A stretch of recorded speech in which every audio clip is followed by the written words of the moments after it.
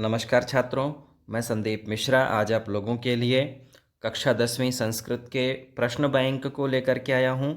जैसा कि आप सभी जानते हैं, बोर्ड परीक्षा में प्रश्न बैंक से ही प्रश्न आते हैं और विमर्श पोर्टल में सभी विषयों के प्रश्न डाल दिए गए हैं। तो आज हम संस्कृत विषय की चर्चा करेंगे। सबसे पहले देखिए, पहली इकाई है। पहली इकाई में कौन कौन से प्रश्न हैं, उनके क्या उत्तर हैं, इसकी हम चर्चा करते हैं। देखिए, लिखा हुआ है प्रत्यय विशेषणम ऑब्लिक विशेष्य उचितम विकल्पम चित्वा लिखत। प्रत्यय है, विशेषण विशेष्य है, इनको हमें बतलाना है। सबसे पहला प्रश्न है गच्छन इति पदे कः प्रत्ययः अस्ति। तो गच्छन में है शत्री प्रत्ययः, ये दूसरा इसका उत्तर सही है। इसके बाद है देखिए पठनीयः इत्यस्मिन् पदे प्रत्ययः अस्ति। पठनीयः में अनीयर प्रत्यय है। तीसरा प्रश्न है विहाय इत्यस्मिन् पदे प्रत्ययः अस्ति। अब यहाँ देखिए, इस प्रश्न में बहुत सारे छात्र भ्रमित भी हो सकते हैं, क्योंकि विहाक्तिन ऐसा करके लिखा है। प्रश्न में प्रकृति प्रत्यय अगर ऐसा लिख दिया जाता तो अधिक सरलता हो जाती। विहाय इत्यस्मिन् पदे प्रकृति प्रत्ययः अस्ति। तो प्रकृति जैसे कि वि उपसर्ग है, हा धातु है, क्तिन प्रत्यय है। फिर लिखा है वि उपसर्ग हा धातु ता प्रत्यय। फिर है वि उपसर्ग हा धातु ल्यप प्रत्ययः। वे उपसर्ग हा धातु शत्रु प्रत्ययः। तो इसका उत्तर है वि उपसर्ग है, हा धातु है और ल्यप प्रत्यय है। ल्यप में पा हलंत होगा, ल्यप प्रत्यय है। इस तरह से तीसरे प्रश्न का उत्तर है। इसके बाद हम देखिए चौथे प्रश्न को देखते हैं। हन धातो हो क्ता, क्तः नहीं होता है, विसर्ग नहीं लगेगा। हन धातो हो क्ता प्रत्यय प्रत्यय क्तः प्रत्यय संयोज्य रूपम अस्ति। क्ता प्रत्यय संयोज्य रूपम अस्ति। हन धातु के साथ जब क्ता प्रत्यय लगाएंगे तो क्या रूप बनेगा? हन्तः, हतः, हन्तः, हमतः। तो इसमें होगा हतः। हन धातु से क्ता प्रत्यय जब लगेगा तो हतः शब्द बनेगा। इसके बाद देखिए पांचवा प्रश्न है क्री धातु है तुमुन प्रत्यय। क्री धातु तुमुन संयोज्य रूपम अस्ति। तो क्री धातु तुमुन प्रत्यय से का जब हम संयोग करते हैं तो शब्द बनता है क्रेतुम। इसका उत्तर होगा क्रेतुम। कर्तुम, कर्तुम में क्री धातु होती है, वो क्री होती है रिकार वाली, तो यहाँ क्रेतुम होगा। इसके बाद देखिए है छठवां प्रश्न है गंतुम इत्यस्मिन् पदे प्रत्ययः अस्ति। गंतुम में तुमुन प्रत्यय है, ये प्रत्यय है, इसे आप टिक कर सकते हैं। इसके बाद सातवां प्रश्न है सेव धातोः शानच् प्रत्यय संयोज्य रूपम अस्ति सेवमानः। ये इसका ऑप्शन होगा। भू धातोः क्ता प्रत्यय संयोज्य रूपम भवति। भू धातोः क्तः प्रत्यय संयोज्य नहीं, क्ता प्रत्यय संयोज्य रूपम भवति भू धातुः भूतः। ये इसका उत्तर है। इसके बाद देखिए नौवां प्रश्न है। नौवें प्रश्न की ओर हम बढ़ते हैं। कर्तव्यम इत्यस्मिन् पदे प्रत्ययः अस्ति। कर्तव्यम में तव्यत् प्रत्यय है, इसे हमें टिक करना है। जेयः इत्यस्मिन् पदे प्रत्ययः अस्ति। जेयः में प्रत्यय है, यत् प्रत्यय है। इसके बाद है अगला प्रश्न 11वां प्रश्न है कश्चित् कृषकः क्षेत्रकर्षणं कुर्वन्नासीत् अस्मिन् वाक्ये विशेषण पदम किम। इसमें हमें विशेषण देखना है। तो कृषकः विशेष्य हो गया और इसका विशेषण है कश्चित्, तो इसमें पहला हो जाएगा कश्चित्, यह उत्तर सही है। इसके बाद है देखिए कृषकः तम दुर्बलं वृषभं तोदनेन नुद्यमानः अवर्तत। अस्मिन् वाक्ये विशेषण पदम किम। तो कृषकः तम दुर्बलम वृषभम, दुर्बलम इसका विशेषण हो जाएगा दुर्बलम। इसके बाद देखिए है कृष्णः धेनुः नहीं धेनुः, कृष्णः धेनुः दुग्धम न ददाति अस्मिन् वाक्ये विशेषण पदम किम अस्ति। यहाँ छोटा ऊ होगा, धेनुः धेनुः नहीं, कृष्णः धेनुः। तो इसका हो जाएगा, देखिए इसमें क्या पूछ रहा है, विशेषण पूछ रहा है। तो कैसी है गाय, कैसी है, काली है, तो कृष्णः इसका विशेषण हो जाएगा कृष्णः। इसके बाद देखिए प्रश्न है 14वां प्रश्न है भार्या बुद्धिमती आसीत् अस्मिन् वाक्ये विशेषण पदम किम। भार्या बुद्धिमती, तो विशेषण पद है बुद्धिमती। व्यायामेन शरीरम पुष्टम भवति अस्मिन् वाक्ये विशेषण पदम किम। तो शरीरम पुष्टम, पुष्टम ये विशेषण है और शरीर विशेष्य है, तो विशेषण हो गया पुष्टम, ऑप्शन है पुष्टम। हरिश्चंद्रः राज्ञः सत्यवादी आसीत्। राज्ञः ऐसा शब्द देखिए यहाँ नहीं होगा। हरिश्चंद्रः राज्ञः नहीं, राजा हरिश्चंद्रः, राज्ञः नहीं, राजा हरिश्चंद्रः सत्यवादी आसीत्। राज्ञः में षष्ठी विभक्ति है। हरिश्चंद्र राजा का सत्यवादी था ऐसा नहीं, हरिश्चंद्रः राजा सत्यवादी आसीत्। तो अब इसमें देखिए इसका राजा हरिश्चंद्रः सत्यवादी विशेष्य पदम पूछ रहा है, तो इसमें विशेष्य पद हो जाएगा हरिश्चंद्रः, हरिश्चंद्रः ऐसा यह विशेष्य हो जाएगा और यहाँ राजा होगा न कि राज्ञः होगा।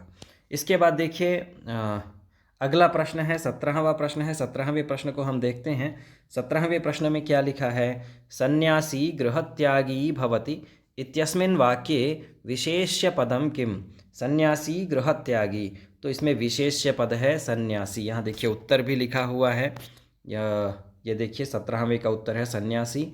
इसके बाद देखिए अगला प्रश्न है राजसिंह पार्श्वे बुद्धिमान मंत्री आसीत्। इस वाक्य को भी हम देखेंगे। अस्मिन् वाक्ये विशेष्य पदम किम। राजसिंहस्य पार्श्वे, राजसिंह पार्श्वे नहीं होगा, राजसिंहस्य पार्श्वे बुद्धिमान मंत्री आसीत्। अस्मिन् वाक्ये विशेष्य पदम, तो कौन था, मंत्री था, तो मंत्री यहाँ हो जाएगा विशेष्य। रामः सर्वेषु राज्ञेषु उत्तमः आसीत्। राम सभी राजाओं में श्रेष्ठ थे। इत्यस्मिन् वाक्ये विशेष्य पदम, इसमें विशेष्य बताना है तो रामः, इसका विशेष्य पद है रामः। पलायमानं श्वानम अस्मिन् पदे विशेष्य पदम किम। विशेष्य होगा श्वानम। यहाँ देखिए रामः श्वानम, इसमें उत्तर दिया गया है, इससे आप उत्तर भी देख सकते हैं। इसके बाद देखिए अगला, हाँ इकाई दूसरी आ गई है यहाँ, हाँ यहाँ इतना ही है। इसके बाद देखिए दूसरी इकाई है। दूसरी इकाई को भी हम समझते हैं। एक तरफ से इन प्रश्नों को हम करेंगे। जिस देखिए लिखा है रिक्त स्थानानि, छोटी नहीं होगी, रिक्त स्थानानि पूरयत। लेखन दोष है, सामान्य सा दोष है, सभी से हो जाता है, तो इस विषय पे हम अधिक चर्चा नहीं करेंगे। हमें समझना है जैसे कि सलिलम इत्यस्य पर्याय पदम। सलिलम यानी होता है जलम, तो नीरम और शरीरम दो ऑप्शन है, तो इसमें दिया है नीरम। नीरम का मतलब ही होता है सलिलम जलम, तो इसका उत्तर हो जाएगा नीरम। अगला प्रश्न है पवनः इत्यस्य पर्याय पदम। पवन का पर्याय पद होगा वायुः। भार्या इत्यस्य पर्याय पदम कांता, यह इसका उत्तर हो जाएगा। आम्रम इत्यस्य पर्याय पदम रसालम। वनम इत्यस्य पर्याय पदम काननम, ध्यान रखना है काननम। अग्निः इत्यस्य पर्याय पदम अनलः। सविता इत्यस्य पर्याय पदम दिवाकरः। सविता अर्थात सूर्यः, दिवाकर का अर्थ भी होता है सूर्यः। गजः इत्यस्य पर्याय पदम करी। करी अर्थात हस्ती। गजः घोटकः, घोटकः का अर्थ होता है अश्वः, तो गजः का पर्यायवाची शब्द है करी। सुधियः इत्यस्य पर्याय पदम अभिज्ञाः। सुधियः इत्यस्य पर्याय पदम हो जाएगा अभिज्ञाः अर्थात विद्वान। कमलम इत्यस्य पर्याय पदम पंकजम। सुकरम शब्दस्य विलोम पदम, सुकरम का विलोम पद हो जाएगा दुर्वहम। शांताः शब्दस्य विलोम पदम अनंताः। विमूढ़धीः, यहाँ विसर्ग भी लग जाएगा, विसर्ग भी लगेगा धीः शब्द में विसर्ग लगेगा। विमूढ़धीः, विमूढ़धीः शब्दस्य विलोम पदम हो जाएगा विमूढ़धीः अर्थात मूर्ख, तो सुधीः अर्थात विद्वान, तो सुधीः इसका उत्तर हो जाएगा। अस्तमये शब्दस्य विलोम पदम उदये। प्रसीदति शब्दस्य विलोम पदम प्रकुप्यति, प्रसीदति, हाँ प्रकुप्यति, प्रसीदति का हो जाएगा प्रकुप्यति। इसके बाद 16वां प्रश्न है चौरः खालिस्थान आसीत्। तो चौरः आरक्षी आसीत्, जो आरक्षक था वही चोर था, इसका उत्तर हो जाएगा आरक्षी। 17वां प्रश्न है कृषकायः अभियुक्तः आसीत्। अभियुक्तः कृषकायः ना, इसमें हो जाएगा अभियुक्तः, ये वाला उत्तर है। पिता पुत्राय बाल्ये विद्यां यच्छति। पिता पुत्र के लिए बाल्यावस्था में विद्या देता है, तो यहाँ खाली स्थान में हो जाएगा विद्या। वाची खाली स्थान भवेत वक्रता अवक्रता। तो वाची में क्या होना चाहिए, अवक्रता होनी चाहिए। अवक्रता अर्थात टेढ़ापन नहीं होना चाहिए। वक्रता का मतलब होता है टेढ़ापन और अवक्रता का मतलब होता है टेढ़ापन नहीं होना चाहिए, सरलता होनी चाहिए। तो इसका उत्तर हो जाएगा सरलता। पर यहाँ ध्यान दीजिएगा, उत्तर में यहाँ लिखा गया है वक्रता, ये ध्यान रखना है। यहाँ 19 प्रश्न है, 19वां प्रश्न है, इसमें वक्रता लिखा गया है। तो यह अनवधान है, थोड़ा सा ध्यान देने की आवश्यकता है। वाची में अवक्रता इसका उत्तर होगा, ध्यान रखना है। इसके बाद देखिए अगला प्रश्न है विवशाः प्राणिनः भूकंपेन निहन्यन्ते। तो इसमें हो जाएगा विवशाः। इसके बाद देखिए अगले हम पेज में चलते हैं, तीसरी इकाई है, तीसरी इकाई को भी समझते हैं। यहाँ लिखा देखिए, सही जोड़ी मिलाना है। शब्द रूपाणि ऑब्लिक उपसर्गः पदस्य युग्मं मेलयत। शब्द रूप और उपसर्ग पद को हमें मिलाना है। जैसे लिखा है देखिए फला नाम, तो फला नाम में है षष्ठी विभक्ति बहुवचनम, इससे हमें मिला देना है। रागी, रागी में क्या है रागी में देखिए क्या उत्तर दिया है, रागी सप्तमी एक वचनम। रागी में ध्यान रखिएगा, दीर्घ दीर्घ नहीं होता है, छोटी गी होती है। रागी सप्तमी एक वचनम। संचरते में हो जाएगा सम उपसर्गः। दुष्कर्म में हो जाएगा दुस उपसर्गः। ये संस्कृतम में भी सम उपसर्ग है, यहाँ भी सम है, देखिए यहाँ भी सम है, तो संस्कृतम में भी सम उपसर्गः। अधिकारः, अधिकारः में हो जाएगा अधि उपसर्गः। प्रधन हरति प्रहरति, इसे हमें मिला देना है। आजन्मः, आजन्मः को किससे मिलाना है, तो आंग आ उपसर्गः। गृहात, गृहात में पंचमी एक वचनम, हाँ पंचमी ये है, पंचमी से मिला देना है। अस्मिन, अस्मिन में क्या है, अस्मिन में क्या है देखिए, अस्मिन में क्या किए हैं इन्होंने, देखते हैं। अस्मिन का इदम, अच्छा अच्छा, अस्मिन को मिलाया गया है इदम से, तो इसे हमें ध्यान रखना है, अस्मिन को हमें इदम से मिला देना है। काठिन्येन, काठिन्येन का क्या होगा, इसको हम देखते हैं। काठिन्येन को, काठिन्यन में तृतीया एक वचनम, अस्तु तृतीया एक वचनम। काठिन्यन में हो गया तृतीया एक वचनम। धेनु नाम, धेनु नाम में हो गया षष्ठी विभक्ति बहुवचनम। षष्ठी धेनु नाम में भी षष्ठी बहुवचनम और षष्ठी, एक निमेष देख लेते हैं। धेनु नाम में षष्ठी बहुवचनम, काठिन्यन में तृतीया एक वचनम। एक निमेष, कौन सा एक शब्द है देखिए यहाँ छूटा है, जिसकी अभी हम चर्चा किए थे, फला नाम। फला नाम में क्या लिखे हैं, षष्ठी बहुवचनम। थोड़ा सा देखिए भ्रम होता है, तो उसे हमें ध्यान रखना है। यहाँ भी षष्ठी एक वचन न करके हमें षष्ठी बहुवचन करना है। धेनु नाम में भी षष्ठी बहुवचन है और फला नाम में भी षष्ठी बहुवचन है, तो इसका हम विशेष ध्यान रखेंगे। लेखन में कभी कभी दोष हो जाते हैं, तो उन्हें हमें ध्यान रखना है। फिर क्या लिखा है देखिए, दूरौचा, क्या लिखा है, प्रथमः द्विवचन, प्रथमः द्विवचनम। इसको थोड़ा शब्द को समझ में नहीं आ रहा है हमें, तो चलिए ठीक है, इसको आगे बढ़ते हैं। बालकाय में हो जाएगा चतुर्थी, बालकाय में हो गया चतुर्थी विभक्ति। उत्कर्ष में हो गया उत। सही जोड़ी को थोड़ा हमें और भी स्पष्ट से करते तो और अच्छा होता, पर अच्छी बात है, कोई बात नहीं, हम देख लेते हैं। इसके बाद देखिए इकाई 4 है, इकाई 4 को भी देखते हैं क्या लिखा है। इकाई 4, धातुरूपाणि अव्ययः एक वाक्येन उत्तरत। धातुरूप और अव्ययों को हमें बताना है। वद धातोः लोट लकारस्य मध्यम पुरुष बहुवचनम रूपम भवति। वद धातु लोट लकार मध्यम पुरुष बहुवचन, तो कैसे हम देखेंगे, तो लोट लकार में वदतु वदतात वदताम वदन्तु, वद वदतात वदतम वदत, ता हलंत नहीं रहेगा। मध्यम पुरुष बहुवचन में क्या हो जाएगा, वदत। ये देखिए इस तरह से रूप हो जाएगा। फिर दिया है अस धातोः लृट लकारस्य प्रथम पुरुष बहुवचनम रूपम भवति। लृट लकार प्रथम पुरुष बहुवचन भविष्यन्ति, ऐसा बनेगा। लभ धातोः लट लकारस्य उत्तम पुरुष एक वचनम रूपम भवति लभे। लभते लभते लभेते लभन्ते लभसे लभेथे लभध्वे लभे। लटलकार उत्तम पुरुष एक वचन में हो जाएगा लभे, यहाँ देखिए लिखा हुआ है।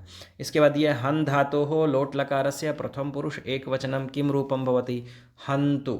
जैसे हन धातु का लट लकार प्रथम पुरुष एक वचन में बनता है हन्ति हतः घ्नन्ति, इस तरह से हन्ति हतः घ्नन्ति। उसी तरह से लोट लकार में बनता है हन्तु हन्तु हतात हताम घ्नन्तु, ऐसे रूप बनता है। तो हन धातु का हो गया हन्तु। गच्छति क्रियापदे कः धातुः? गम धातुः। गम धातोः लङ् लकारस्य प्रथम पुरुष द्विवचनं किं भवति? गम धातु लंगलकार प्रथम पुरुष द्विवचन। अगच्छत अगच्छताम, अगच्छन अगच्छत अगच्छताम, तो इसका हो जाएगा देखिए अगच्छताम। ये छठवां उत्तर लिखा है अगच्छताम। इसके बाद देखिए लिखा है मोहनः तिष्ठति अस्मिन् वाक्ये कः धातुः? इसमें हमें धातु बतानी है, तो तिष्ठति में धातु है स्था धातु है। स्था धातु को तिष्ठ आदेश हो जाता है तब शब्द बनता है तिष्ठति। इसका अगर हम लृट लकार में रूप बनाएंगे तो स्थास्यति, स्थास्यतः, स्थास्यन्ति, ऐसे रूप बनते हैं। इसके बाद लिखा है देखिए अहमपि आपणम गच्छामि। अहमपि यहाँ अवग्रह बनाया गया है, अवग्रह नहीं होगा। अहमपि आपणम गच्छामि अस्मिन् वाक्ये अव्ययम किम अस्ति? अव्यय है इसमें अपि। विद्या माता इव रक्षति। विद्या माता इव रक्षति अस्मिन् वाक्ये अव्यय पदम किम अस्ति? इव, इसमें अव्यय है इव। सदाचारः एव परमो धर्मः अस्मिन् वाक्ये अव्ययं किम अस्ति?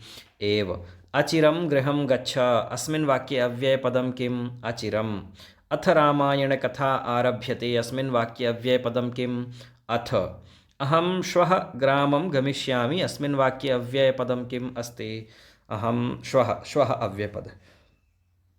तत्र शिवालयः अस्ति अस्मिन् वाक्ये अव्ययपदं किं? तत्र। वृथा कलहं मा कुरु अस्मिन् वाक्ये अव्ययपदं किं? वृथा मा। ये दोनों अव्यय हैं। देखिए 15वें में वृथा और मा ऐसे अव्यय बताए गए हैं। इसके बाद देखिए हम अगली इकाई में चलते हैं। इसके बाद पाँचवीं इकाई है। पाँचवीं इकाई में क्या लिखा है? शुद्ध वाक्यानां समक्षम आम, अशुद्ध वाक्यानां समक्षे न लिखत। ग्रंथालये इति पदे गुणसंधिः अस्ति। ग्रंथालये, ग्रंथधन आलयः, ग्रंथालयः ऐसा हो जाएगा। इसमें दीर्घ है इसलिए इसका उत्तर हो जाएगा न। भानोदयः इत्यस्मिन् पदे दीर्घसंधिः अस्ति। आम्। हितोपदेश इत्यस्मिन् पदे यणसंधिः अस्ति। न। ममैव इत्यस्मिन् पदे वृद्धिसंधिः अस्ति। आम्। यदि अपि पूर्णरूपं यद्यपि अस्ति। आम्। समचरणं पूर्णपदं संचरणम् अस्ति। आम्। अन्यः, अन्य अपि अयादिसंधिः अस्ति। न। अन्यः अपि, अन्यो, अन्य, अन्यापि, अन्यः धन अपि, अन्यापि, अन्यः धन अपि, अन्योपि हो जाएगा। और अन्य धन अपि, अन्यापि, तो अन्यापि तो बनेगा नहीं, तो यहाँ विसर्ग होना चाहिए। भवतु अन्यः धन, अन्य धन अपि अयादि संधि न, इसका उत्तर हो जाएगा न। नयनम इत्यस्मिन् पदे व्यंजन संधि न, इसका भी न है। यहाँ आप मिला सकते हैं, 7वां भी ना है, 8वां भी ना है। और जहाँ त्रुटि समझ में ऐसा आता है करेंगे। जैसे लिखा है अन्य पद प्रधानः तत्पुरुषः अस्ति। अन्य पद प्रधान होता है बहुव्रीहि, इसलिए हो जाएगा न। घनश्याम इति पदे कर्मधारय समासः। आम, हाँ आम। यथाशक्ति इत्यस्मिन् पदे अव्ययी भाव समासः। आम। वाचिपटुः समस्तपदं वाक्पटुः अस्ति। आम। हरिततरूणां कर्मधारय समासः अस्ति। हाँ। हरितः च ये तरवः, हरित तेषां, हरिताः, हरिताः च ये तरवः तेषां हरिततरूणां, कर्मधारय समासः। महान आत्मा महान आत्मा येषां, यहाँ ऐशाम नहीं होगा, या मिल या येषां, महान आत्मा येषां महात्मा अस्ति न। महान आत्मा येषां महात्मानः, ऐसा शब्द बनेगा, महात्मा नहीं होगा। महान च असौ आत्मा, महात्मा ऐसे होता है, परंतु महान आत्मा येषां येषां ते महात्मानः, तो इसका उत्तर हो जाएगा ना। संख्या पूर्वो द्विगु समासः अस्ति। आम, इसका उत्तर आम है। इस तरह से आप देख सकते हैं। इसके बाद देखिए 6 से 11वीं इकाई तक के ये प्रश्न हैं। प्रश्न में क्या लिखा है? अधोलिखितेषु प्रश्नेषु उत्तराणि संस्कृत भाषायां लिखत।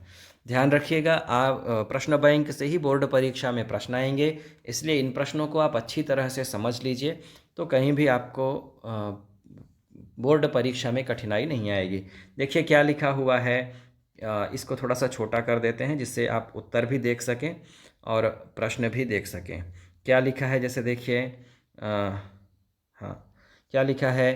केशाम माला रमणीया, इसका उत्तर होगा हरित तरुणाम ललित लतानाम। अधोलिखितेषु प्रश्नेषु उत्तराणि संस्कृत भाषायां लिखत।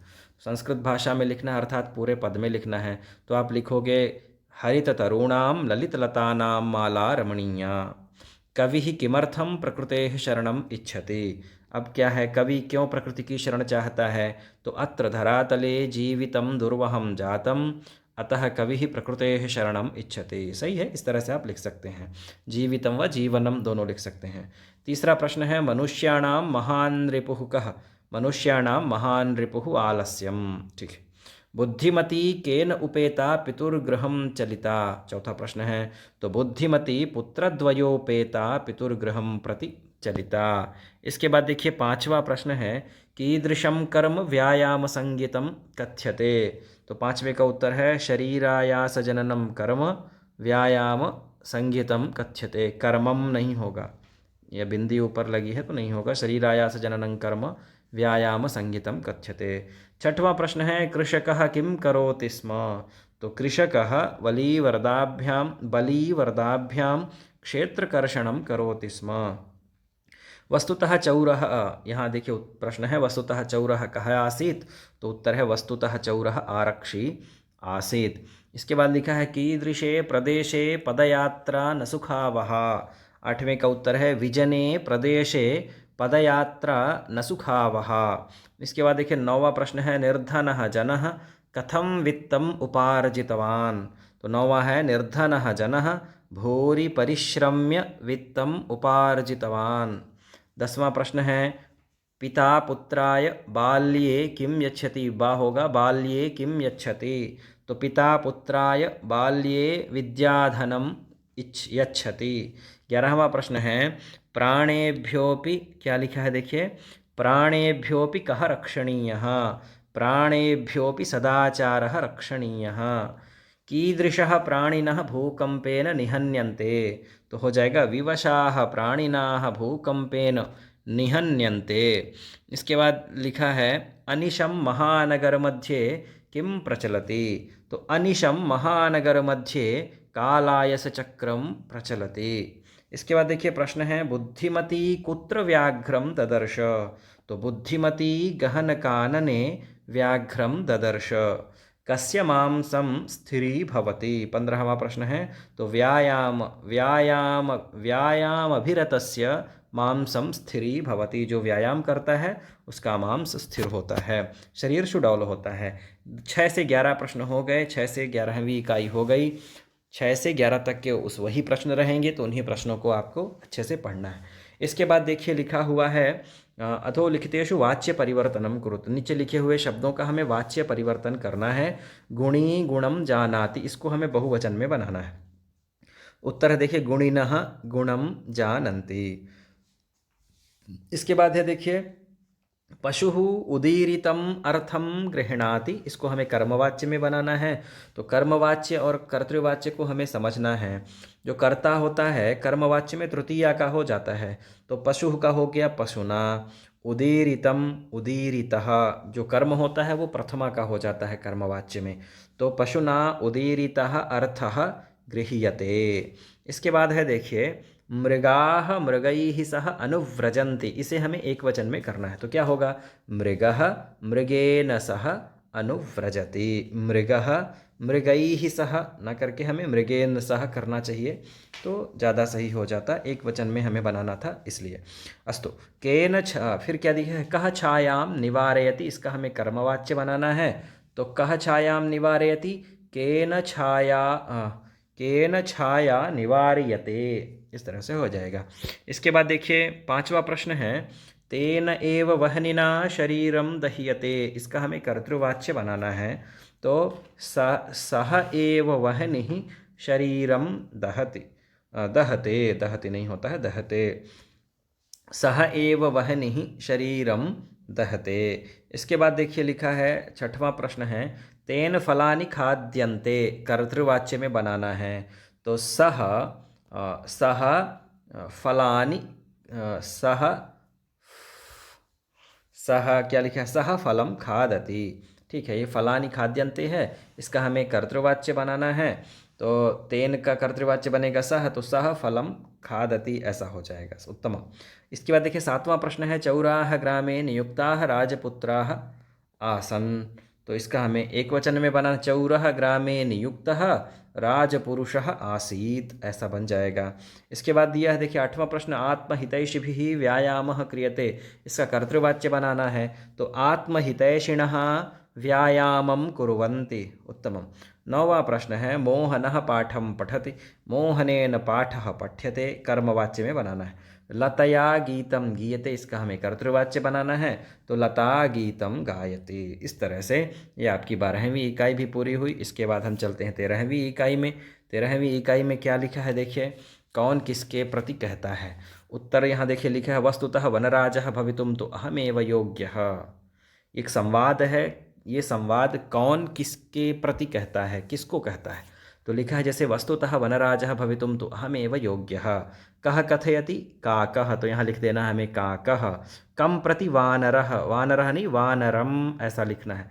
यहाँ ध्यान देना है क्योंकि कम प्रति अर्थात द्वितीया विभक्ति है, तो हमें सभी में द्वितीया विभक्ति लगानी है। काकः वानरम, ऐसा लिखना है। इसके बाद देखिए, अहम वनराजः किम भयम न जायते, ये कौन बोलता है, तो सिंहः। किससे, किसको बोलता है, तो वानरम, यहाँ भी हो जाएगा सिंहः वानरम। इसके बाद तीसरा प्रश्न है, राजा तु रक्षकः भवति परम भवान् तु भक्षकः। तो वानरः कौन बोलता है, वानर, किसको बोलता है, सिंहः, तो इसका उत्तर हो जाएगा सिंहम, तीसरे में हो जाएगा सिंहम। चौथा है, तूष्णीं भव कथम त्वं योग्यः वनराजपदाय। तो तूष्णीं भव, चौथा कौन बोलता है, मयूरः, किसको बोलता है, वानरम, तो वानरम हो जाएगा। चौथे में यहाँ हो जाएगा मयूरः और इधर हो जाएगा वानरः। पांचवा है, वस्तुतः सर्वे वन्यजीविनः अन्योन्याश्रिताः, प्रकृति माता सर्वप्राणिनम्, सर्वप्राणिनः, सर्वप्राणिनः, इसमें भी द्वितीया विभक्ति ही है। सर्वप्राणी, प्राणिनौ, प्राणिनः, प्राणिनम, प्राणिनौ, प्राणिनः। तो इस तरह से सर्वप्राणिनः यहाँ सही हो जाएगा क्योंकि द्वितीया बहुवचन है। इसके बाद देखिए 6वां प्रश्न है, तस्य मृतशरीरं राजमार्गं निकषा वर्तते। तो कौन बोलता है, आरक्षी बोलता है, किसको बोलता है, अभियुक्तः, तो अभियुक्तम, है ना। एक निमेष थोड़ा सा देखते हैं। 7वां प्रश्न है, नहीं, छठवां प्रश्न है, हाँ, कर्मचारी न्यायाधीशम, 6वें प्रश्न का, तस्य मृत शरीरम राजमार्गम निकषा वर्तते, इसको बोलता है कर्मचारी न्यायाधीशम, ऐसा उत्तर हो जाएगा। निज कृत्यस्य फलम भुंक्ष्व, आरक्षी बोलता है, आरक्षी अभियुक्तम, ध्यान रखना है इसमें हमें द्वितीया विभक्ति अवश्य लगानी है। 8वां प्रश्न है, अरे अरे किं जल्पसि यदि अहम कृष्णः कृष्णवर्णः तर्हि त्वं किं गौरांगः। तो काकः पिकम, काकः पिकः है पिकम। अरे अरे मां विहाय कथमन्या राजा भवितुमर्हति, बकः, बकः वानरम, बकः बोलता है किसको, वानरम। मम नृत्यम तो प्रकृतेः आराधना मयूरः काकम, मोर बोलता है किससे, कौवे से, काकम। इस तरह से 13वीं इकाई हो गई। अब हम 14वीं इकाई को देखते हैं, इसमें क्या लिखा है। तो स्थूल पदान्य अधिकृत्य प्रश्न निर्माण करना है। जो अंडरलाइन वाले रेखांकित पदान्याधृत्य, चाहे स्थूल पदानी, स्थूल में यही डार्क हो जाता है, रेखांकित है तो नीचे रेखा होती है, तो इससे हमें प्रश्न निर्माण करना है। जैसे लिखा है, प्रकृत्याः सन्निधौ वास्तविकं सुखम विद्यते। तो कस्याः सन्निधौ वास्तविकं सुखम विद्यते, यहाँ हो जाएगा कस्याः। इसके बाद देखिए तो प्रश्नवाचक हो जाएगा प्रकृत्याः के स्थान में कस्याः। दूसरा प्रश्न है, महानगरेषु वाहनानाम् अनंताः पंक्तयः धावन्ति। तो कुत्र, महानगरेषु, यहाँ हो जाएगा केषु, केषु यहाँ लिखा हुआ है, केषु भी गलत नहीं है, पर अगर हम कुत्र करते हैं तो अधिक स्पष्टता होती है समझने में। कुत्र भी कर सकते हैं, केषु भी कर सकते हैं, दोनों उत्तर सही हैं। त्वं मानुषात् बिभेषि, त्वं कस्मात् बिभेषि, मानुषात् के स्थान में हो जाएगा कस्मात्। बुद्धिमती चपेटया पुत्रौ प्रहृतवती, तो चपेटया कया, तो बुद्धिमती कया पुत्रौ प्रहृतवती, कया हो जाएगा। व्यायामं कुर्वतः विरुद्धं भोजनम अपि परिपच्यते, तो विरुद्धम के स्थान में हो जाएगा कीदृशम।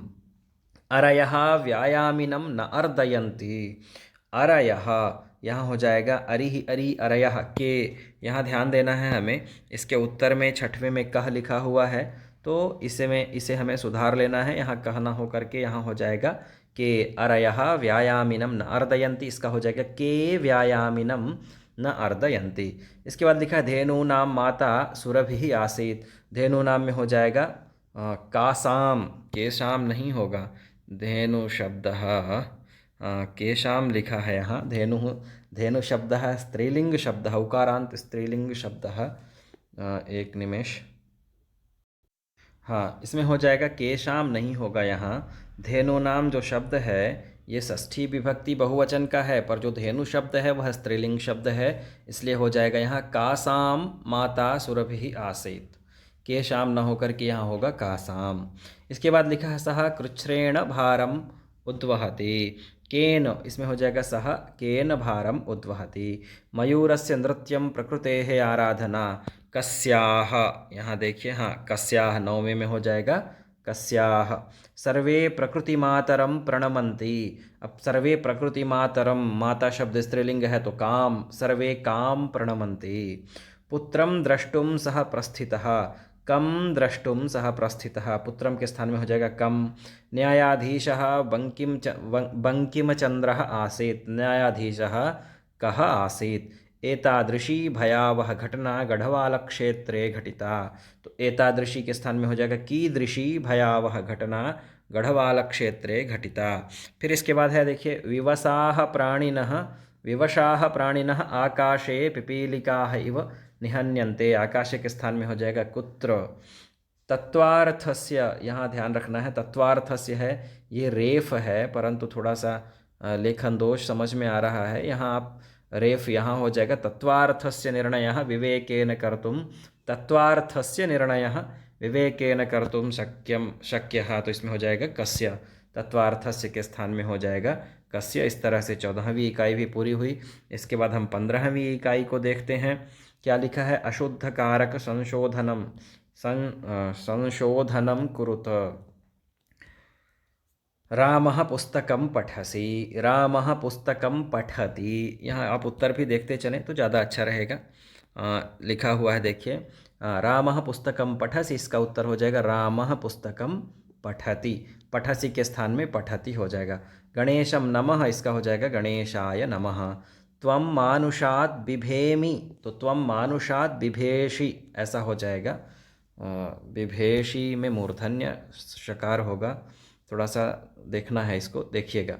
इसके बाद लिखा है बालकाः विद्यालयम् आगच्छन्ति, बालकाः विद्यालयम् आगच्छन्ति ऐसा। अच्छा, यहाँ ध्यान रखना है, देखिए बालकाः विद्यालयात् आगच्छन्ति, इन्होंने परिवर्तन विद्यालय में किया है, ऐसे प्रश्न हमें रखने की आवश्यकता नहीं है क्योंकि बच्चे इससे भ्रमित भी हो सकते हैं। बालकाः विद्यालयम् आगच्छन्ति, अगर यहाँ आगच्छति के स्थान में आगच्छन्ति आप कर देते हो तो भी सही है। विद्यालयात में दो परिवर्तन हो रहे हैं, विद्यालयात में भी परिवर्तन और आगच्छन्ति में भी परिवर्तन, तो इससे भ्रम होता है। तो आप बालकाः विद्यालयम् आगच्छन्ति ये भी सही है, बालकाः विद्यालयात् आगच्छन्ति ये भी सही है, आप दोनों कर सकते हैं। मोहनः कलमस्य लिखति, तो कलमेन, मोहनः कलमेन लिखति।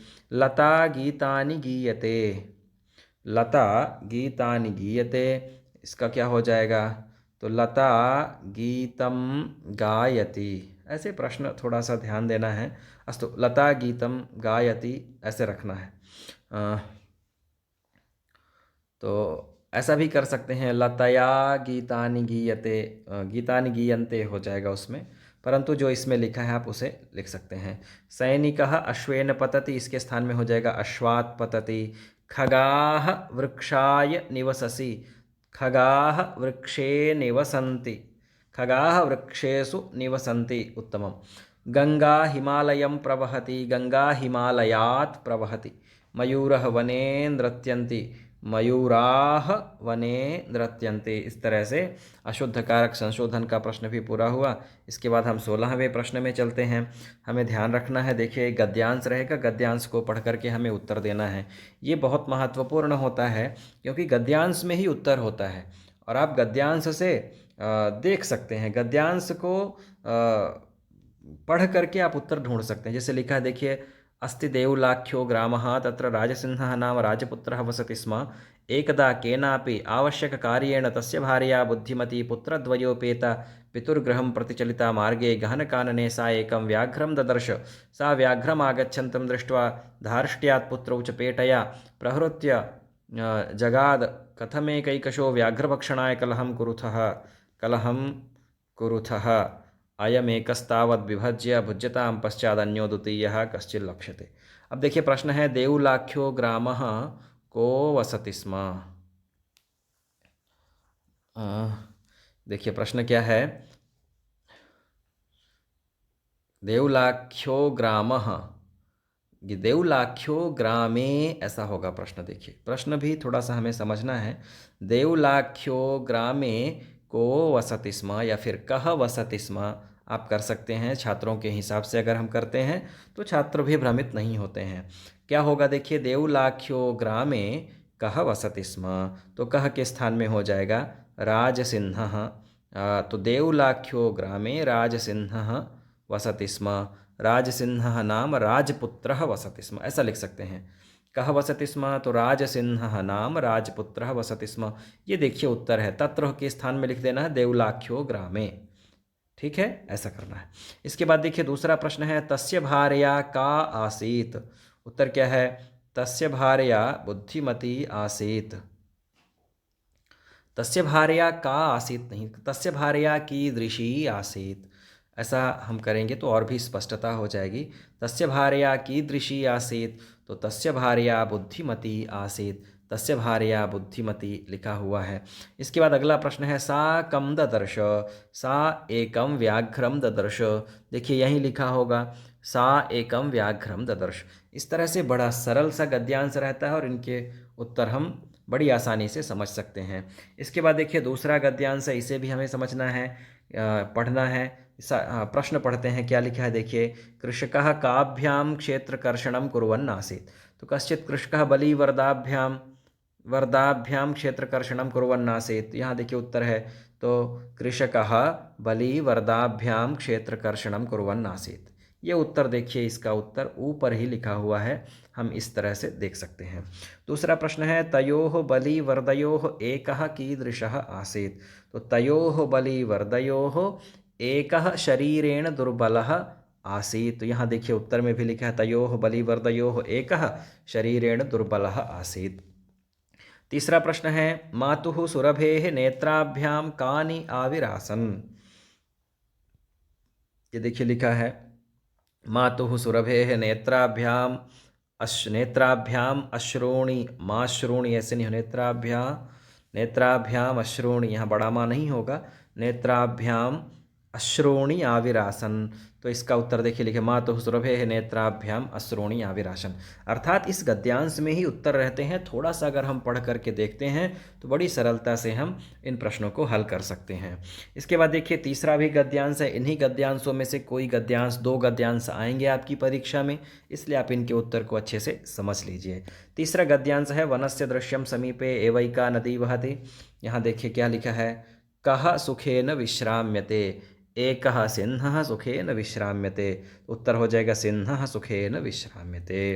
कः आगत्य सिंहस्य पुच्छं धुनाति वानरः तदैव एकः वानरः आगत्य। ये देखिए उत्तर लिखा हुआ है, तो वानरः आगत्य सिंहस्य पुच्छं धुनाति। क्रुद्धः सिंहः किं करोति, तो क्रुद्धः ततः धावति गर्जति च। लिखा हुआ है, क्रुद्धः सिंहः तं प्रहर्तुम् इच्छति परं वानरस्तु कूर्दित्वा वृक्षमारूढः तदैव अन्यस्माद् वृक्षात् अपरः वानरः सिंहस्य कर्णम् आकृष्य पुनः वृक्षोपरि आरोहति। एवमेव वानराः वारं वारं सिंहं तुदन्ति, क्रुद्धः सिंहः इतस्ततः धावति गर्जति च। इस तरह से तीसरे का उत्तर देखिए यहाँ लिखा हुआ है। इसके बाद देखिए चौथा गद्यांश है। चौथे गद्यांश को हम देखते हैं, क्या लिखा है, विचित्रा देवगतिः तस्यामेव रात्रौ तस्मिन् गृहे कश्चन चौरः गृहाभ्यन्तरं प्रविष्टः। इसको हमें पढ़ना है। देखिए उत्तर क्या है, प्रश्न क्या है, विचित्रा कः, तो विचित्रा गतिः देवगतिः, विचित्रा का, विचित्रा देवगतिः, विचित्रा दैवगतिः। इस तरह से उत्तर हो जाएगा। इसके बाद देखिए तस्मिन् गृहे कः प्रविष्टः, तो तस्मिन् गृहे रात्रौ कश्चन चौरः, तो इसका उत्तर हो जाए तस्मिन् गृहे कश्चन चौरः प्रविष्टः, आगे ही पंक्ति में लिखा हुआ है। तीसरा प्रश्न है चौरः काम आदाय पलायितः, तो क्या लिखा है तत्र निहितामेका मंजूषाम आदाय, तो चौरः तत्र निहितामेका मंजूषाम आदाय पलायितः, यही देखिए दूसरी लाइन में लिखा हुआ है। तो इस तरह से हम गद्यांश को पढ़ लेते हैं तो इनका हम उत्तर दे सकते हैं। इसके बाद देखिए पांचवा गद्यांश है, तो 5 गद्यांश दिए गए हैं, 5 में से 2 गद्यांश आएंगे। इन पांचों गद्यांशों को सभी छात्र आप अच्छे से समझ लीजिए, तो आराम से आपके 6 नंबर तो क्लियर हो जाएंगे। क्या लिखा है देखिए, कश्चन निर्धनो जनः भूरि परिश्रम्य किंचित वित्तम उपार्जितवान, ये एक गद्यांश है। प्रश्न है देखिए, कह भूरि परिश्रम्य किंचित वित्तम उपार्जितवान, तो निर्धनो जनः, निर्धनो जनः कह के स्थान में हो जाएगा, ये उत्तर है। निर्धनो जनः भूरि परिश्रम्य किंचित वित्तम उपार्जितवान। दूसरा प्रश्न है, तेन कथम कुत्र च स्वपुत्रम प्रवेशम दापयितुम सफलो जातः। अब देखिए, तेन वित्तेन स्वपुत्रम एकस्मिन्, प्रश्न क्या है देखिए, तेन कथम कुत्र च, ये देखिए प्रश्न है। तो तेन वित्तेन स्वपुत्रम एकस्मिन् महाविद्यालये प्रवेशम दापयितुम सफलो जाता, तो कथम, तो वित्तेन, उत्तर क्या हो जाएगा देखिए, तेन स्वपुत्रम महाविद्यालये प्रवेशम दापयितुम सफलो जातः। इसमें आपको वित्तेन भी लिखना है क्योंकि कथम कुत्र च 2 प्रश्न है। तेन कथम कुत्र च, तो तेन वित्तेन, तेन वित्तेन स्वपुत्रम एकस्मिन् महाविद्यालये, कुत्र के स्थान में हो जाएगा एकस्मिन् महाविद्यालये प्रवेशम दापयितुम सफलो जातः। इसके बाद देखिए क्या है, तीसरा प्रश्न है, एकदा सपिता कथम व्याकुलो जातः, सह पिता, सह पिता कथम व्याकुलो जातः, तो स्वानुजस्य स्वतनुजस्य तनूजस्य, तनुजस्य स्वतनुजस्य, क्या लिखा है तनूजस्य, देखिए दीर्घ है। एकदा सपिता तनूजस्य रुग्णतामाकर्ण्य, तो स्वतनूजस्य रुग्णतामाकर्ण्य व्याकुलो जाता है, यहाँ देखिए लिखा हुआ है। इस तरह से गद्यांश को पढ़ करके आप इनके उत्तरों को लिख सकते हैं। अब देखिए लिखा हुआ है पद्यांश 6 नंबर के लिए, 6 अथवा नहीं 3 नंबर के लिए ही रहता है, तो 3 नंबर के लिए पद्यांश भी रहेगा। तो 2 पद्यांश, एक रहता है एक अथवा में रहता है, तो एक ही आपको करना है। तो 5 में से एक पद्यांश गद्यांश आपको अच्छे से करना है, और 5 पद्यांशों में से एक पद्यांश भी आपको अच्छे से पढ़ लेना है। देखिए पद्यांश क्या है, व्यायामो हि सदा पथ्यो बलिनाम स्निग्ध भोजिनाम सच शीते वसंते च तेषां पथ्यतमः स्मृतः। कह सदा पथ्यः, तो कह के स्थान में व्यायामो हि सदा पथ्यः, स्पष्ट लिखा है व्यायामो हि सदा पथ्यः। व्यायामो हि सदा कथम बलिनाम, व्यायामो ही सदा, व्यायामो ही सदा, क्या प्रश्न है, व्यायामो ही सदा कथम बलिनाम, उत्तर क्या है, व्यायामो ही सदा पथ्यः बलिनाम, तो कथम न करके कीदृशः कर सकते थे। व्यायामो ही सदा कीदृशः बलिनाम, तो इसका उत्तर हो जाता व्यायामो ही सदा पथ्यः बलिनाम। इसके बाद देखिए प्रश्न है, स्निग्ध भोजिनाम कह सदा पथ्यः, स्निग्ध भोजिनाम व्यायामो ही सदा पथ्यः। इस तरह से इसके उत्तर हो जाएंगे।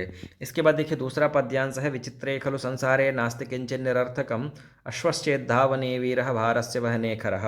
प्रश्न क्या है, कुत्र किंचित् निरर्थकम नास्ति, विचित्रे खलु संसारे किंचित् निरर्थकम नास्ति, विचित्रे खलु संसारे किम नास्ति, विचित्रे खलु संसारे किंचित् निरर्थकम नास्ति। कह धावने वीरः अस्ति, अश्वः धावने वीरः अस्ति। बड़ा सरल सा पद्यांश है। तो इस तरह से अगले पद्यांश को भी हम देखेंगे। क्या लिखा है देखिए, गुणी गुणम वेत्ति न वेत्ति निर्गुणो बली बलम वेत्ति न वेत्ति निर्बलः पिको वसंतस्य गुणम नवायसः करीच सिंहस्य बलम न मूषकः।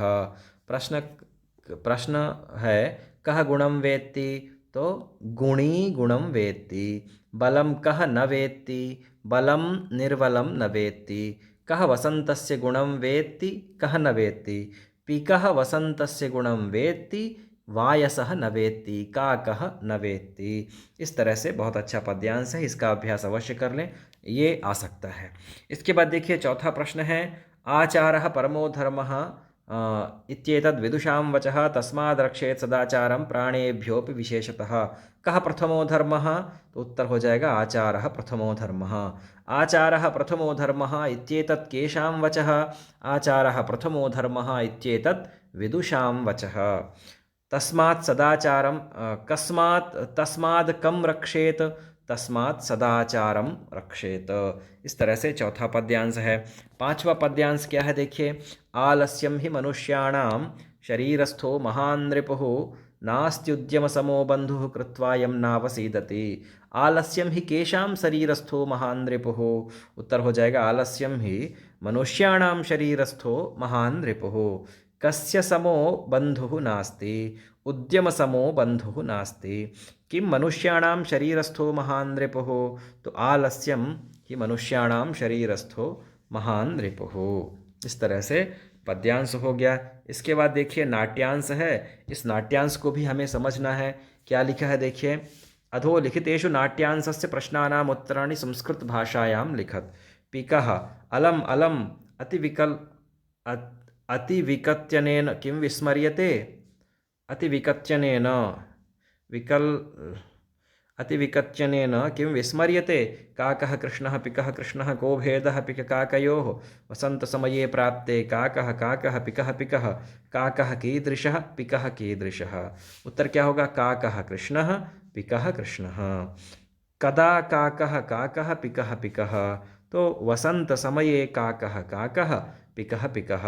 शृण्वन् इत्यस्य शब्दस्य प्रकृति प्रत्ययम पृथक कुरुत। श्रो धातुः क्षत्रि प्रत्ययः।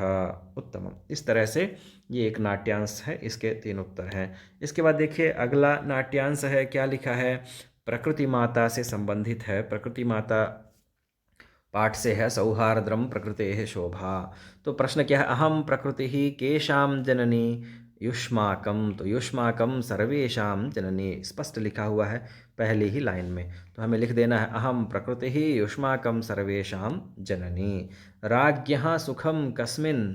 तो हो जाएगा राज्ञः सुखम प्रजा सुखे। स्पष्ट लिखा हुआ देखिए, सर्वे यूयम सर्वे एवं प्रिया सर्वेषां महत्कृति महत्वं विदते यथा समयम न तावत् कलहेन समयं वृथा यापयन् अपि तु मिलित्वा एव मोदध्वं जीवनं च रसमयं कुरुध्वं तद्यथा कहितं प्रजासुखे सुखं राज्ञः।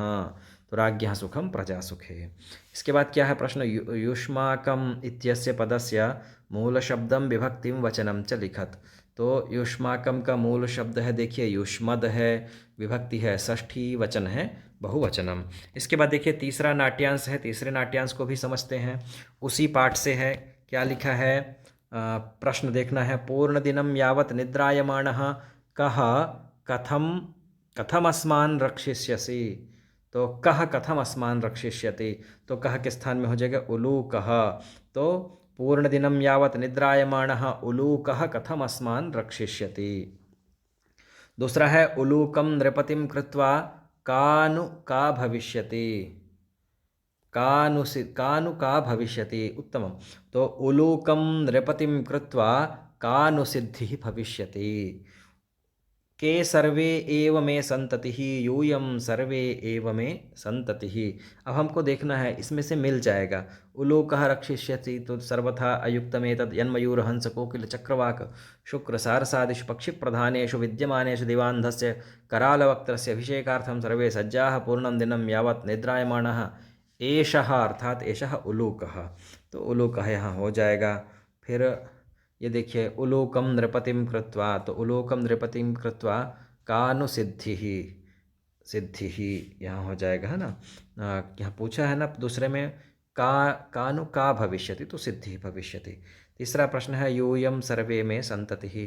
फिर आगे है देखिए यूयम सर्वे में संततिः, यूयम सर्वे, यूयम के सर्वे एव में संततिः। तो यहाँ इसका उत्तर है कुत्र अस्ति पश्यन्तु यूयम सर्वे एव में संततिः। इस तरह से यह नाट्यांश भी पूरा हुआ। इसके बाद देखिए 19वां प्रश्न है। 19वां प्रश्न है रिक्त स्थानानि पूर्तिम कुरुत।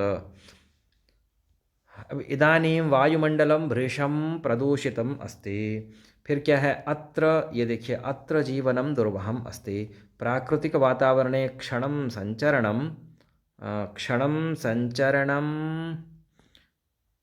अपि लाभदायकं भवति, अपि हो जाएगा तीसरे में। चौथा है पर्यावरणस्य संरक्षणम एव प्रकृतेः आराधना, इसमें देखिए एव है, एव हो जाएगा। फिर इसके बाद देखिए क्या है, सदा, उत्तर नीचे है देखिए, सदा समयस्य सदुपयोगः करणीयः, भूकंपित समये बहिः गमनमेव उचितं भवति। यत्र हरीतिमा, छोटी ती होगी, हरी हरी बड़ी रा दीर्घ होगा और ता छोटा होगा, यत्र हरीतिमा तत्र शुचि पर्यावरणम। फिर इसके बाद क्या है, बलस्यार्धम व्यायामः कर्तव्यः, बलस्यार्धम ये है। फिर क्या है, विद्या विद्या बिना जीवनम नास्ति, नहीं, विद्याम विना न अपितु विद्यया विना, दोनों हो जाएगा, विद्याम विना या फिर विद्यया विना जीवनम नास्ति, बिना नहीं होता है, विना वाह होगा। मयूरः अहिभुक् इति नाम्नापि शक्यते, क्या लिखा है, मयूर ज्ञायते, मयूरः। इसके बाद देखिए 20वां प्रश्न है, 20वें प्रश्न को क्या लिखा है देखिए, स्वपाठ्यपुस्तकस्य सुभाषितानि पाठात् सुभाषितं शुद्धश्लोकद्वयस्य लेखनं करणीयः।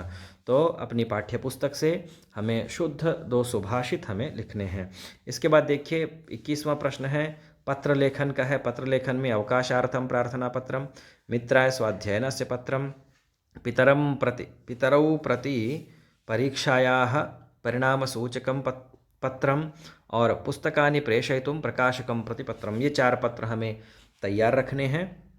इन्हीं प्रश्नों से, इन्हीं से उत्तर आए, इन्हीं से कोई प्रश्न आ सकता है। इसके बाद देखिए अपठित गद्यांश है, अपठित गद्यांशों को भी हम देख लेते हैं। अपठित गद्यांश में क्या है, तो एक गद्यांश दिया गया है, उसका हमें उत्तर देखना है। शिशुः उपहासे कृते किं करोति, उत्साहः, उदासीनता, निराशा चेत् तिस्रः अवस्था। शिशवः सदा उत्साहशीलाः इति विदितमेव, युवानाम् अपि प्रायेण उत्साहशीलाः अनेके, वृद्धाः अपि तथैव। वयसः उत्साहस्य च नास्ति सम्बन्धः, उत्साहः मानवस्य सहजस्वभावः, सः मनसः शरीरस्य च विकासाय भवति। शिशुः उत्साहेन सर्वं ग्रहीतुं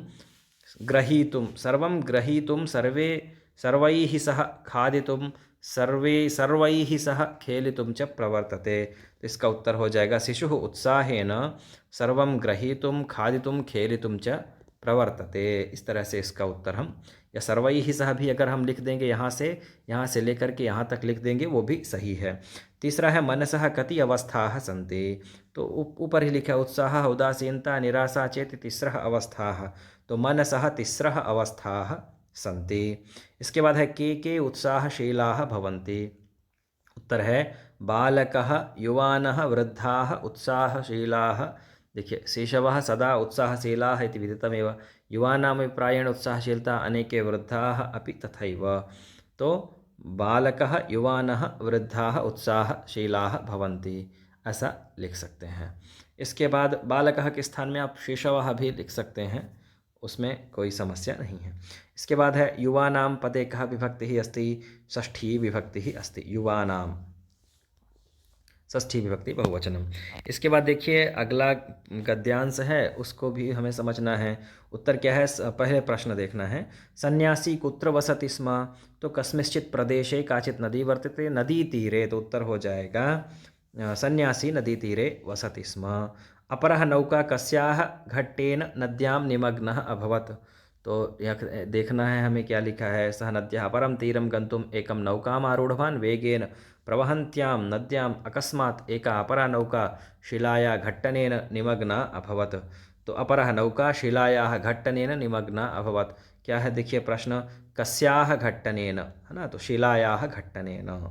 इसके बाद देखिए तीसरा प्रश्न क्या है, सन्यासी नौका दुर्घटनायाः किं कारणं कथितवान्, सन्यासी दुर्घटनायाः कारणं अकथयत, तस्यां नौकायां स्थितेषु कश्चित् दुष्टः आसीत् इति मन्ये। सन्यासी दुर्घटनायां कारणं कथितवान्, कश्चित् दुष्टः आसीत् इति मन्ये। इसके बाद क्या है देखिए, कस्मिंश्च नदी कुत्र प्रवहति, तो कस्मिंश्चित् प्रदेशे नदी प्रवहति। इस तरह से देखिए ये 22वां इकाई है। इसके बाद देखिए अगला गद्यांश है, अगले गद्यांश को भी हमें पढ़ना है। तो जन्मभूमि कस्मात् गरीयसी, जननी जन्मभूमिश्च स्वर्गादपि गरीयसी। तो जन्मभूमि स्वर्गादपि गरीयसी पहले ही लाइन में लिखा। गरीयसी या होगा न तो आ होगा, गरीयसी नहीं गरीयसी, ये जो लिखा हुआ है ऐसे ही ऊपर भी लिखना है। इसके बाद है देखिए माता भूमि इति कः कथयति।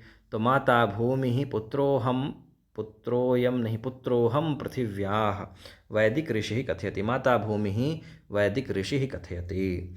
अस्माभिः पदे का विभक्तिः अस्ति। अस्माभिः पदे तृतीया विभक्तिः अस्ति। अस्मद् शब्द तृतीया विभक्ति बहुवचनम। तो इसमें अस्माभिः का हमें प्रकृति प्रत्यय पूछना चाहिए। अब आपने अगर यहाँ अस्माभिः पदे विभक्ति पूछा है तो अस्माभिः में विभक्ति है तृतीया विभक्ति, है ना। मया आवाभ्याम अस्माभिः, और अस्मद शब्द तृतीया विभक्ति बहुवचन, ये उसका प्रकृति और प्रत्यय है। भूमि इति शब्दस्य एकम पर्यायपदम लिखत। भूमि शब्दस्य पर्यायपदम वसुंधरा पृथ्वी इत्यादि हम लिख सकते हैं। इसके बाद देखिए अगले गद्यांश को हम देखते हैं क्या लिखा है। अस्य गद्यांशस्य शीर्षकं लिखत। सतां सज्जनानां संगतिः संपर्कः संसर्गो वा संगतिः इति कथ्यते। तो इसका हो जाएगा गद्यांश का शीर्षक सत्संगतिः, सत्संगतिः। इसके बाद केन जनाः सज्जनः भवति। केन जनाः सज्जनः भवति, केन जनाः सज्जनाः भवन्ति। संसर्गेण जनाः सज्जनाः भवन्ति, ऐसा प्रश्न करना है। या फिर जनः कर सकते हैं, केन जनः सज्जनः भवति। तो यहाँ देखिए संसर्गेण, संसर्गेण हो जाएगा। फिर है दुर्जनः शब्दस्य विलोम शब्दः लिखत। तो दुर्जनः का हो जाएगा सज्जनः। देखिए दुर्जनः का सज्जनः। इसके बाद प्रश्न है मानवः कस्मात् समुन्नतो अस्ति। मानवः कस्मात् समुन्नतो भवति। तो मानवः सत्संगात् समुन्नतो भवति। इस तरह से यह गद्यांश भी पूरा हुआ। इसके बाद देखिए अधोलिखितम् एकं विषयमाधारीकृत्य निबन्धलेखनं कुरुतो। महाकवि कालिदासः, संस्कृतभाषायाः महत्त्वम्, अस्माकं देशः और अनुशासनम। ये 4 निबंध आपको याद रखने हैं और इन्हीं में से कोई एक निबंध आपको वहाँ लिखना है। इस तरह से मैंने प्रश्न बैंक के सभी प्रश्नों को समझा दिया है। प्रश्न बैंक में कोई भी प्रश्न अगर आपको समझ में नहीं आया है तो आप वीडियो में कमेंट करिए, मैं आपको यथासमय उसका उत्तर अवश्य दूंगा। तब तक के लिए आप सभी को नमस्कार, नमो नमः।